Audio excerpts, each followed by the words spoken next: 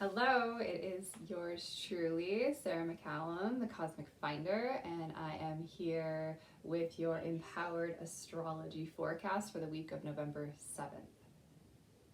So the highlight of this week is definitely going to be the full moon in Taurus, the lunar eclipse on November 8th.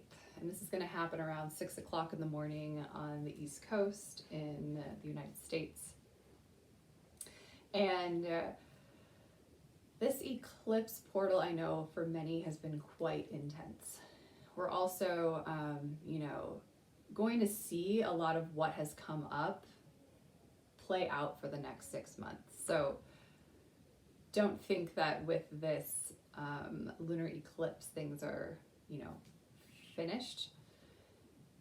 And also be open to receiving whatever lessons and wisdom is meant for you. It's like squeezing the last little juicy bit out of the lemon. You really want to be open to this potency because there is a lot of healing that is potentially possible for us if we are comfortable with letting go and releasing. But I know it can also feel quite overwhelming. So we have the sun in Scorpio and the moon will be in Taurus on Tuesday. And Scorpio is this really powerful astrological sign that's all about healing and transformation and regeneration and bonding. And then we have, the moon in Taurus, and Taurus is all about reliability and stability and connection to Mother Nature and connection to the sensual side of life. So just play around with those themes in your life, in your experience right now, and see if any of those are calling out to you. I would say with the lunar eclipse, there may be a lot of doors closing, things ending, and you really just releasing that which no longer serves you so that you can move on to your next part of your karmic journey. And I know letting go can be hard for many, but that is a really important part of the lesson of this eclipse portal, is how to gracefully let go. And the more that we try to stop the process, the release, the typically harder it feels, and we may notice more bodily sensations, more release in our physical vessel. So I really suggest taking Epsom salt soaks with essential oils, being near water in general, taking a walk by a lake, all great activities for Scorpio season. And then with this Taurus moon, it's just really about, leaning into ritual and tapping into those tangible tools that you have that really invigorate the senses. So, essential oils that smell really grounding, or a playlist that's really soothing. Perhaps it's, a long drive out in the country, something visually appealing.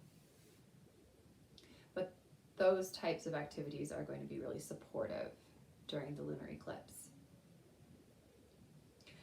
So Mars is also currently retrograde in Gemini and will stay retrograde in Gemini until the 12th of January. And when we've got Mars, which is the planet that really encourages us to go after what it is we desire, it's like the planet that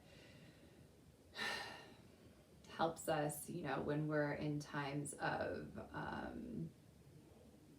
confrontation. Oftentimes our Mars sign shows how we fight. Oftentimes our Mars sign can show how we make love, very carnal energy. So it being in Gemini and it being retrograde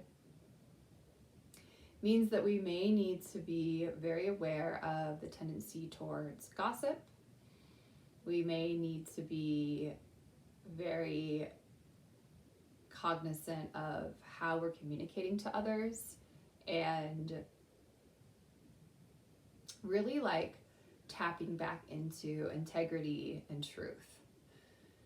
Because yes, actions do speak louder than words, but words can also be incredibly powerful and incredibly damaging. So just really give yourself the gift of the pause before you communicate.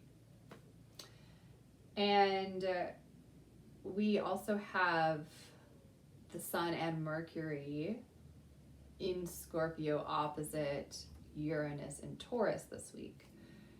So with the Sun and Mercury in Scorpio, there is going to be a potential for feeling very purposeful and powerful when we're in times of transformation. Perhaps our conversations with others have a bit of a depth or a bit of intensity within the content. That energy opposing Uranus and Taurus, we've got Uranus, which is this planet that really helps us to wake up. It can involve like sudden outbursts, sudden changes. And in Taurus, this can be related to financial stuff. This can be related to self-worth. Again, involving the senses. So there could be, perhaps a little bit of a challenge around our need to discuss topics around depth, our need to feel like that intensity that is so integral to the Scorpio season, while kind of waking up to the reality of our financial situation, recognizing how important stability can be when it comes to wealth. Also, just realizing that with Uranus and Taurus, there can be perhaps some ahas around our self-worth. And maybe that shifts and changes throughout this week. Maybe the way in which we feel worthy of X, Y, and Z shifts and changes in a positive manner. So after the 8th, we will move into a waning moon cycle because the moon will be moving from full to new. And the energy of the waning moon is a bit more gentle, a bit more slow. I see it as a time for restoration, relaxation, reflection, not so much for like implementing something new or, unveiling like a business opportunity. Things like that are better